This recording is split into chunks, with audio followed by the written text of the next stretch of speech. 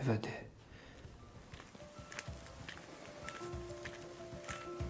Il ne faudrait pas courir. Cela fait regarder et soupçonner. Au contraire, marcher lentement, tête levée, en chantant.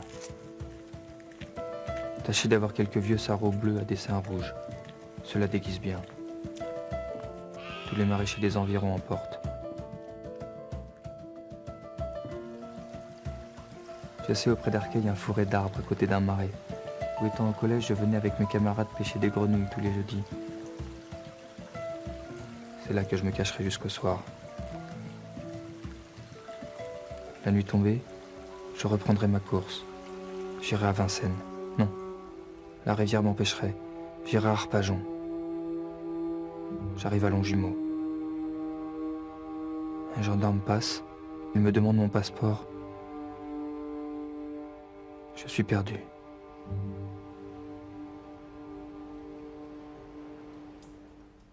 C'est pour aujourd'hui.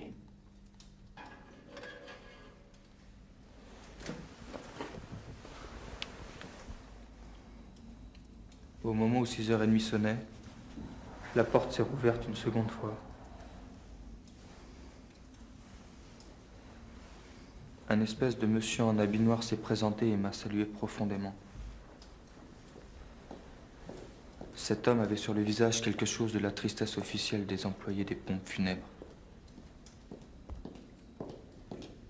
Monsieur, m'a-t-il dit avec un sourire de courtoisie, je suis ici près de la Cour royale de justice de Paris. Et j'ai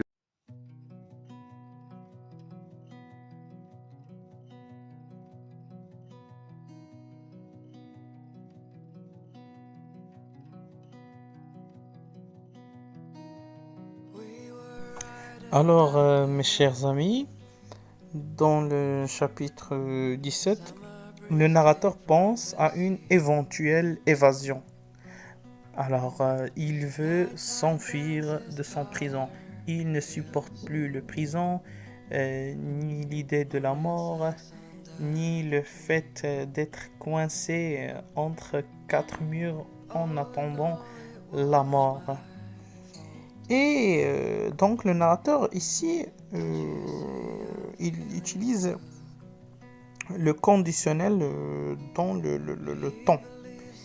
Et cela traduit que l'éventuelle évasion, elle reste toujours un rêve parce qu'elle n'est pas possible. Le condamné est angoissé par l'idée de la mort. Le narrateur plonge dans une crise d'hystérie parce qu'il ne peut pas s'évader de la prison. Les cris du narrateur sont rendus par l'emploi de la phrase exclamative et les répétitions. Alors ici, on voit clairement que le condamné veut s'enfuir, veut s'évader de prison, mais il ne peut pas. Ça reste un rêve. Et même dans le rêve, il constate que ce n'est pas possible. Ni dans la réalité, ni même dans le rêve. Parce qu'il sera arrêté de toute façon une fois dehors. Les gendarmes vont le poursuivre. S'il a pu s'échapper d'abord, et si jamais il y échappe, alors il sera arrêté de toute façon. Soit en France, soit à l'extérieur de France. Voilà.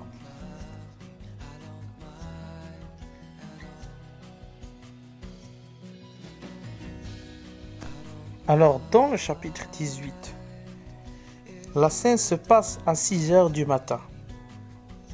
Le guichetier est venu rendre visite au narrateur, a demandé ce qu'il voulait manger pour le déjeuner gentiment, ce qui a rendu peur le condamné.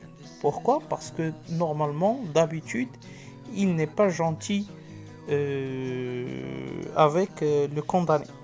Donc, il est pris de terreur. Le narrateur a cru que l'heure de l'exécution est venue. Ça y est, est-ce que ce serait pour aujourd'hui ? La frisson, ça veut dire, c'est ce qui traduit la peur. Et il a senti qu'il sera arrêté, qu'il sera condamné à mort aujourd'hui. Grâce à quoi ? Grâce au comportement de guichetier ou bien le gardien de sa cellule ou bien de son cachot.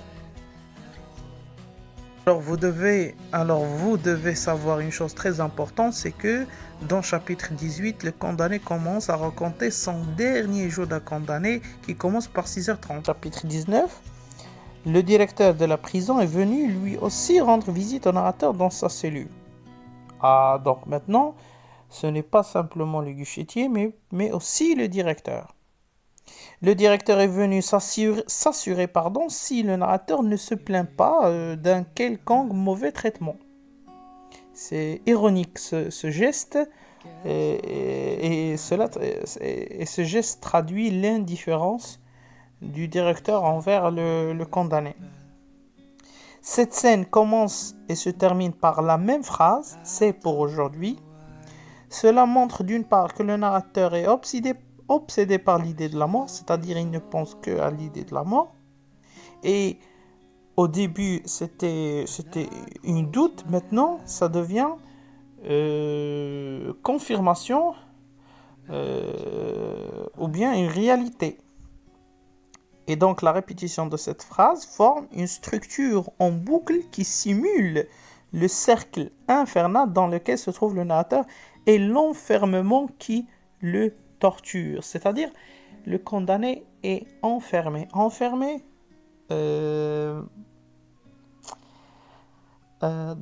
en extérieur et aussi à l'intérieur.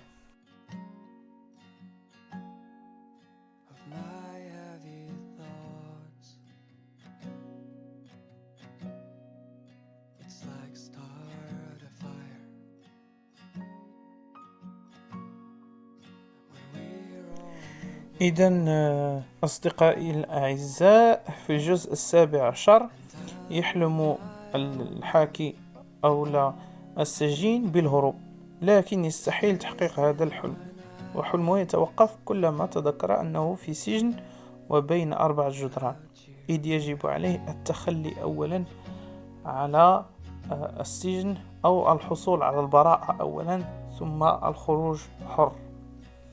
أما في الجزء 18 يعتبر أول جزء يخبر ببداية اليوم الأخير. إذن هنا في الجزء 18 يدخل في يومه الأخير.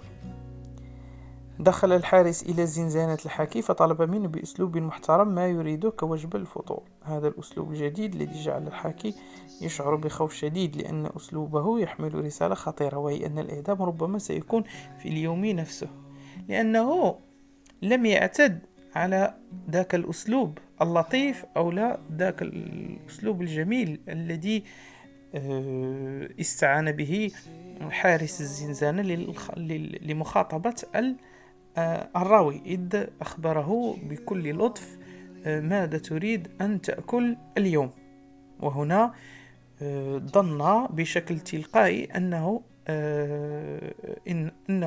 آخر يوم في حياته وأنه سيعدم في ذاك اليوم. أما في الجزء 19 بعدما خرج الحارس دخل مدير السجن بنفسه وعامله بمعاملة جيدة، ونلاحظ بأن هذا الجزء يبتدئ وينتهي بنفس الجملة وهي في هذا اليوم، يعني أن الحاكي يوجد وسط الإعدام والإعدام وهو شيء واحد، أي أنه لا يمكنه تفادي هذا المصير المحتوم وهو مصير اليوم، وهنا تأكد 100% بأنه آخر يوم في حياته.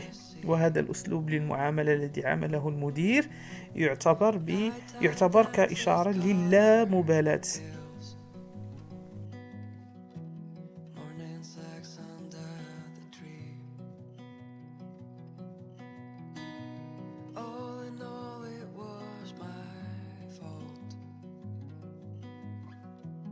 Don't you see I'm